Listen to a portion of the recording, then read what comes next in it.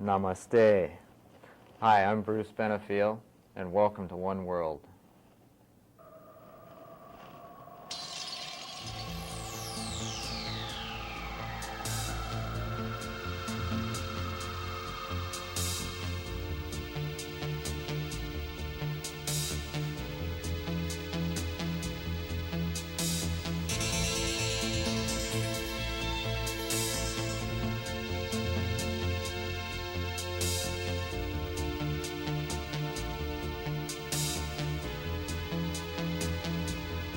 Namaste is a Sanskrit word, and it simply means God in me recognizes God in you.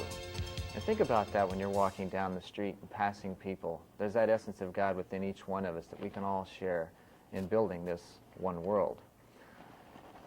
This show's guest, first of all, is Aimee Beth Ward, and she has Earth's Living Art Tours, and she does a collection of video installations throughout the year with her artwork, and is currently putting on a combination of visual and theatrical presentation called Picnic for the New World Order.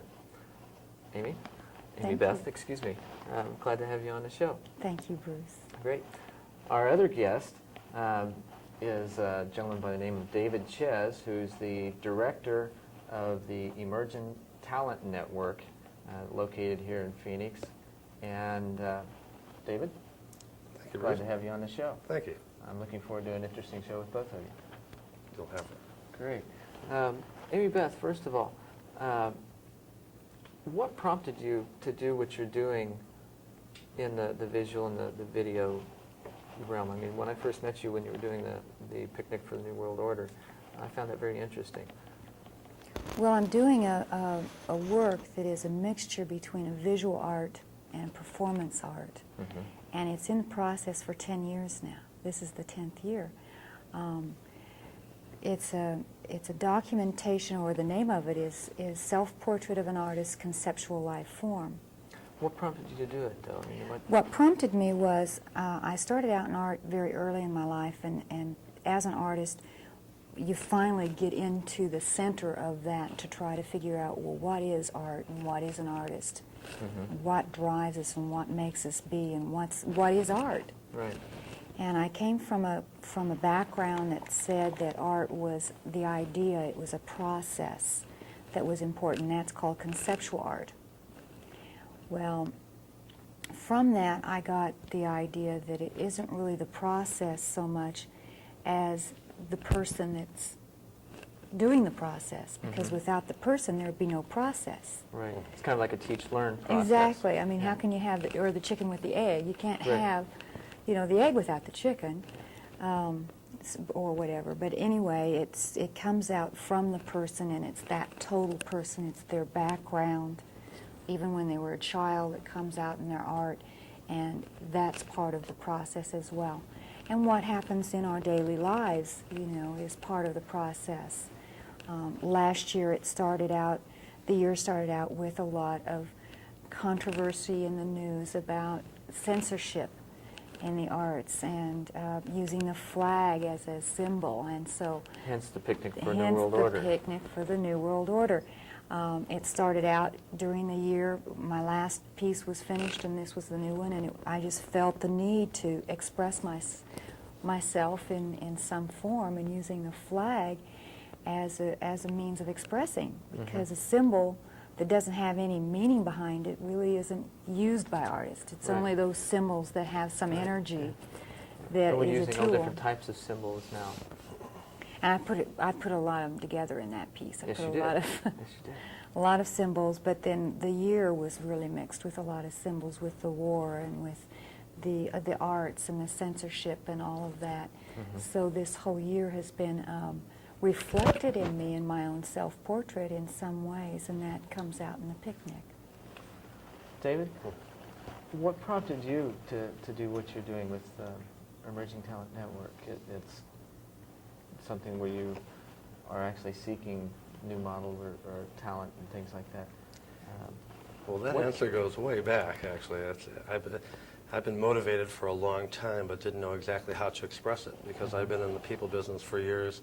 I used to do chiropractic and sports medicine. I've always been around people, do public lectures. And during that time, and even my personal experience, it seems like one person has always been taking advantage of another person. I've seen that. It's so prevalent. Matter of fact, there's even a book that I'll be putting out soon of my life called Gullible's Travels. But back in '87, it was really the closest motivation of that prompted what I'm doing now. I used to be a production assistant for a media company here. And then a few years later, I was, for a short period of time, a manager of a talent agency. And I just saw a lot of abuses and misdirections and one person taking advantage of someone else who didn't have as much knowledge or information as they did, and they somehow worked upon that. So I said that I wanted to create something that would help people get ahead in their lives and come from a position of strength rather than weakness. Yeah. Naivety has its advantages in some cases, and in others it's kind of a disadvantage. Right, right. And in this case, it's a disadvantage. Yeah. Aimee Beth, with your art, how did you get where you're at and relationship to the people around you, and how do you see that in the common human experience? How do you see that reflected? Well, I chose Scottsdale, where I'm at right now, and where the piece actually began is in Scottsdale, in Arizona, because I feel like I'm a much more Western kind of relaxed atmosphere and not so much East Coast, although I had some of my background is from the East Coast, as well as the Midwest. But for the people around me here, I think I reflect the Southwest, the more earthy elements and the people who are interested in protecting the earth, caring for the earth, and perhaps feeling this part of the spirituality coming up from the earth. So that in itself, when I start thinking of myself as an artist, I am from the earth. You know, I am that product. And so people around me are more or less those kinds of people, and I work with, well, actually I work with everyone, but... Yeah. Now, do you find that you seek them out, or they seek you out, or you just kind of come together without much effort? I guess there's a symbiotic relationship going on between me and others. I have a group of friends who are more in the theatrics and the music and the arts and the performances and in the visual as well. And we need the audience, and so then we have to go and find the audience, or the audience has to come to us. And through experiences, and I put myself out in the middle of a park, which I've done. I've used Scottsdale Center of the Arts. In fact, I found Scottsdale for that because I fell in love with that park. And that is a wonderful place to do street performances and street work. And of course, using the video, I'm actually documenting people as they come by. And a lot of times I don't know them. You know, I get to be very intimate with their visual image because I see it over and over, all the tapes that I use and I put in, and then when my piece is done, they are part of my piece. And so even though they may not know that they became part of the artwork, they may be shown in New Mexico, where one piece was shown for 4 months, or in California, or in Kansas. There's a piece going on in Kansas right now, and they may not even know that they're part of the work. Just happened by, like you did. Right, exactly. David, how do you see what you're doing reflected in the common human experience around you and the immediate group of people that you associate with? How do I see it fitting in? Exactly? Yeah, how do you see that fitting in, and how do you see it being reflected back to you in those environments, or that particular environment? I'm not sure exactly how you mean that. Well, you have a group of people that you associate with, friends, co-workers, peers. How do you see what you're doing reflected in where they're at or what they're doing, or do you see similar intentions in what they're doing along with what you're doing? To get where we want to go Right. in our daily activity? Well, yes, because I see a lot of people striving for what they want and they don't know how to go about doing it. And that's why I've created this position for myself, because it's so hard to find something that meets a job description that meets who you are. Oftentimes when we see something that needs to be done, it's up to us to do it. Exactly. Is that what you're finding? Exactly. And I find out that if I'm aware of something, if I'm conscious of something, then I'm responsible to react to it. And so I've taken on the position now where I can use all the talents I have of perception and intuition to find people, whether they're aware of where they want to go or not at the moment, and try to bring it to their attention and see if that does actually fit into something that they've been working for, whether it be intentional or unintentional. Okay. Speaking of being aware of where they want to go, how do you see that the people that you deal with, are they aware of what's going on inside them and how to express that, or do you find that they're still somewhat closed? I found a lot of people are really anxious to get out and anxious to find out who they are and how to get in touch with it. But and you know very well about this, that there's really no real advanced levels of interactive training and study that people can really have. There's a lot of books around, but they're mostly for beginners, and there's very few people around, or books or literature around, that helps someone who's experienced a certain amount and they don't know what to do next. Right. Aimee Beth, when you're thinking about the future and what you're doing with your art, how do you see that fitting into a common multicultural experience? Now, granted, we have a small one here in Phoenix and Scottsdale, or the Valley area. What I see you doing is actually working towards a larger aspect of human development, if I may. How do you see that fitting into a common multicultural experience? Well, I think that art has to bridge the multicultures, and visual artists have that opportunity. The only thing that I use in my pieces usually is a few words. Most of them are very visual orientated.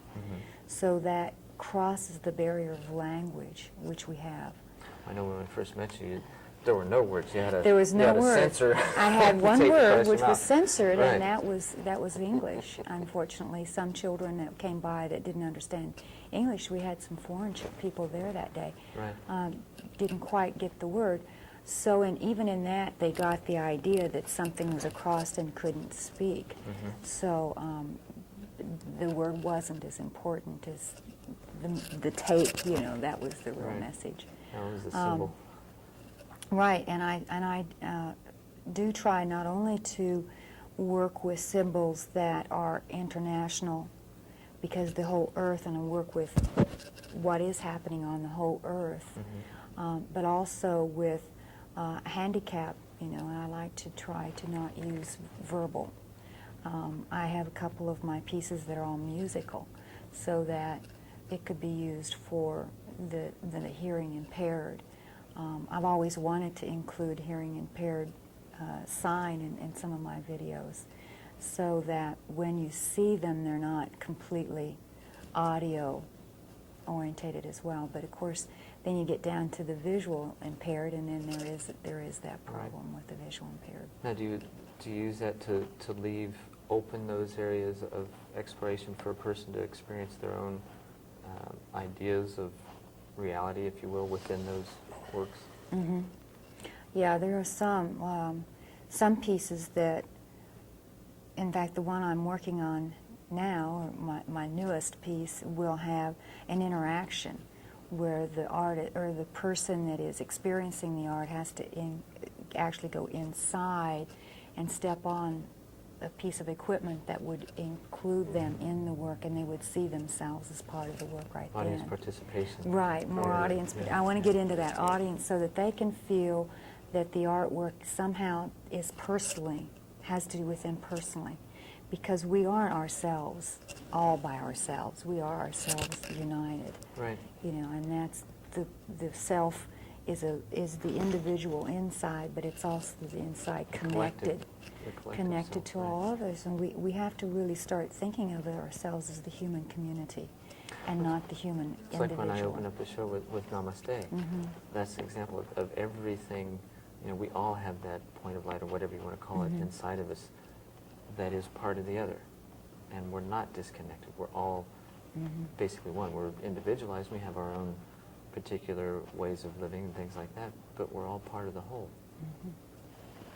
David, with what you're doing, how do you see that in relationship to building a larger community and to bridging the gaps to a multicultural community that works in harmony? Well, what I like about what I'm doing in relation to that is that I'm able to take people from all areas and bring them together and prepare them for the entertainment industry. And the entertainment industry is the big communication center and network for the masses. So we're able to... That's been a ruthless area. Yes, it is. Do you see it changing? No, because there always will be ruthless people, and there will always be ruthless conditions. All we can do on a one-to-one basis is to give people not only the right information, but to get them in touch with themselves so those conditions will have less and less effect upon them.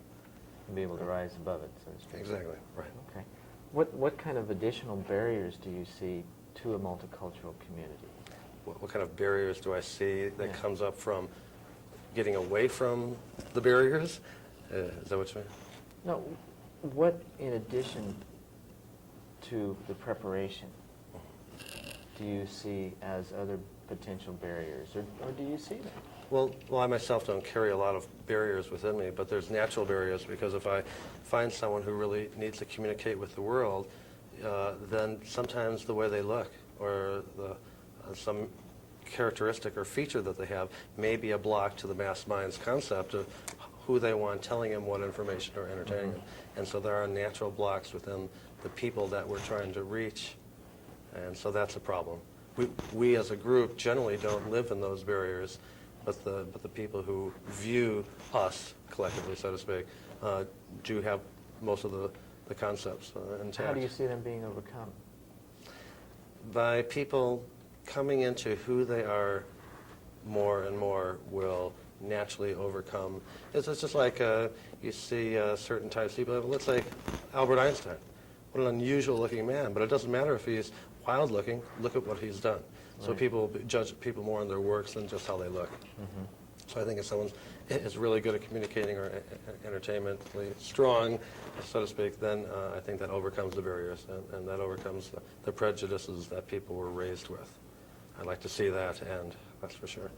And don't look at what I look like or listen to what I say, look at what I do. Exactly. Actions speak a lot louder. Aimee Beth, what kind of barriers in your work do you see to the larger community?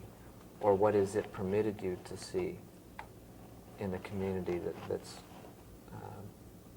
keeping us from becoming that united community? Well, this piece particularly, it was a great learning experience for me, because I always before was able to talk about my work. And this time, because my mouth was taped shut, I wasn't able to explain what I was doing. And what I found was that people want immediately and very quick explanations. I want to understand right now. You know, give me the bottom line now, so I can... McDonald's enlightenment. You know, quick fix. Right, you know, they want right. quick fixes. And the media has really propagated that. You know, we used to have a little bit more patience than we do now. We have about 5-minute patience now. So with me not being able to talk to them, I found that the biggest barrier was that they'd come up, they would see that I couldn't tell them what it was, and so they would automatically turn off and walk away. Well, a few people would come up and they would puzzle it out, and they would look at me, and they would look, and they would maybe even talk with each other, and I'd had some really neat dialogues of people working with somebody that they didn't know, Joe Blow off the street, because they were trying to think this through themselves. And it gave me an opportunity to say, look, you know, what people will do if you don't interfere and let them do the process, which was much more meaningful to them Sure. than if I had have told them. It would have been, you know, so what? But having them work through the process, they gained a lot more insight about the whole process and what the art was about than if I would have ever told them. And do you see that in relationship, to a larger community? Do you see that being a necessary piece that allows people, to more or less let them learn to work with each other, work things out, without the types of threats and things or control issues and things like that that we're traditionally aware of, the security issues, the home, the food, and the clothing and all that. Do you see that even more enabling that gap to be bridged? You mean art or, yeah? The interactive process that you have prompted by the Well, yeah, I think the interactive process is the key. Without working through it yourself, you don't learn. And by having somebody hand it to you, we find out that there's not really any meaning in that learning, And we've had all kinds of books. We've gone through things that have been handed to us, and it's, what do we do with it? A lot of time and a lot of money being given and not used. Whereas if you allow the person time to work out their own, which is kind of harder because, you want them to get it right. Yeah. Everybody wants people to have the best that they can be the best that they can be. And yet, we're so willing to stop them from doing it on their own, which is the only way they really get it. Yeah. We just don't give it to them. They have to give it to themselves. And without that process... We'll give you the right, we'll let you have the free will to do this. But wait a minute, you got to do it this way. You have to do it my way and at my time, right. Within my time frame, because after all, we have all these little strings attached, and we need to kind of cut those strings back and let the person grow. I'll put this out to the both of you, and please jump in with the thoughts that you have or would like to express. How do you see things being facilitated in that larger community around you in other ways that are enabling people to work together collectively for the benefit of each other and the people that they're associated with? Is that big enough for you? Well, I think that It worked. both of us are in the media, all three of us are in the media, and I Right. think that's where it has to be. It's the one thing that will hook all of the cultures and all of the people in a very short time. We shrunk the earth down through media, and I think it'll end up being. We've got almost instantaneous, telecommunications available now, where we can witness events seconds after it happens, or at least replayed on the news. Yeah, right. Or Seems Or like while so. it's happening. Right. Or while it's unfortunately. happening, right. Yeah. Now we're limited, I think, in scope as to what's being said as the commentary relating to that. Right, the script is very Yeah. controlled. Now there's a lot of talk about marginalization of news, and that we're told only what they want us to hear. Now, be that as it may, I think a lot of people have been not necessarily hoodwinked, but they've trusted their news commentaries and things like that. Do you see that changing, and do you see people questioning? Well, there's a lot more questioning, there's a lot more light, things coming to light, and I think that because we do have this instantaneous response now, that it's going to be harder to hide and deceive. And even when something's communicated, it's your little inner voice that says, or that's not so. So it's really getting harder and harder to mislead and misdirect people because of that, because they more intuitively know what's right or not. Something's not right. It seems true, it looks true, feels true, something's not true about it, and I'm going to check it out. And people are really pursuing more than ever what they feel to be true and right. Do you agree with that? What kind of advice can you give to a person who's maybe just becoming aware of that little voice inside of them? Probably to develop that, or to... Probably the best thing to do that really helps you grow faster in relation to an inner voice and interacting is to trust it more than you're willing to trust it at this point. And someone who's hearing that, who is very young in it, it's practice. It's practice being yourself. Because there's so many things in our environment that keeps us from expressing ourselves the way we really want to, that our feeling counts, that something will happen, they say, well, I knew that. Well, you should have believed in that gut feeling, the inner voice beforehand, and not say, I knew that after it happened. Right. So learn to trust it ahead of time. and act accordingly. Aimee Beth, can you share something in that line? I would think that trust is a real important one, David. Another one probably is to go ahead and make mistakes and allow yourself the room to make mistakes. Yeah, allow yourself and the learn freedom from to them. make them, Yeah. because we don't learn unless we Yeah. make mistakes. Right. And a lot of my best work came from a mistake. You know, so as I think you find that you can play with mistakes and make them into something that you couldn't have conceived of if it hadn't have been a mistake.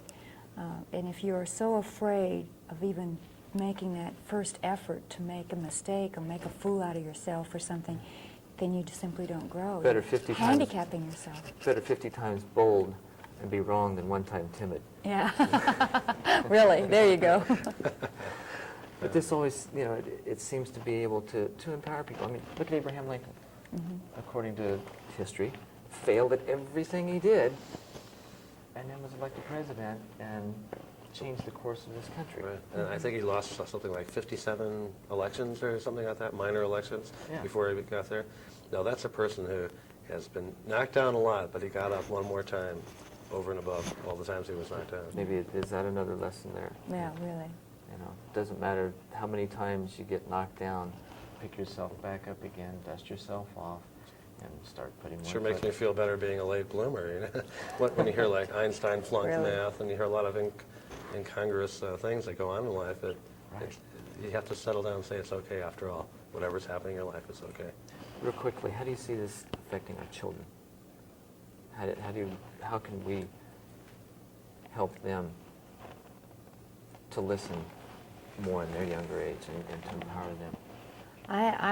My son is 21, and I am amazed that the kids, the young adults, the people today, the younger people, already have so much going for them because they've been a little bit more in tune and exposed in some ways. And so I think that the thing that helped the children is just to, just to grin and say, yeah, they're going to do it to us too, just like we did to our parents, and just let them be.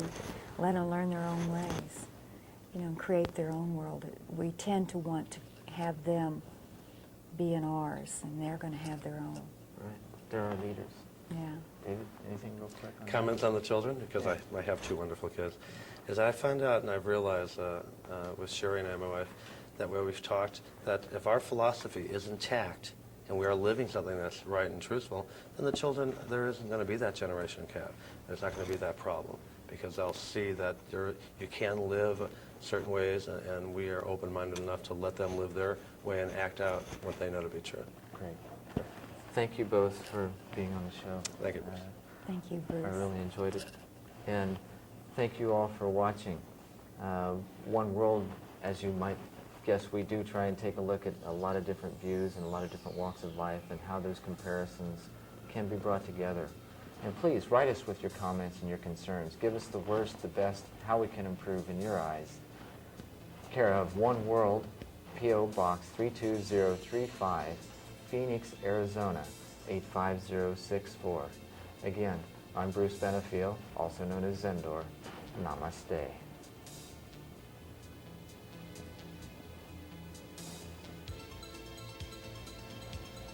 Thanks, Bruce. Yeah, thank you. That was fun.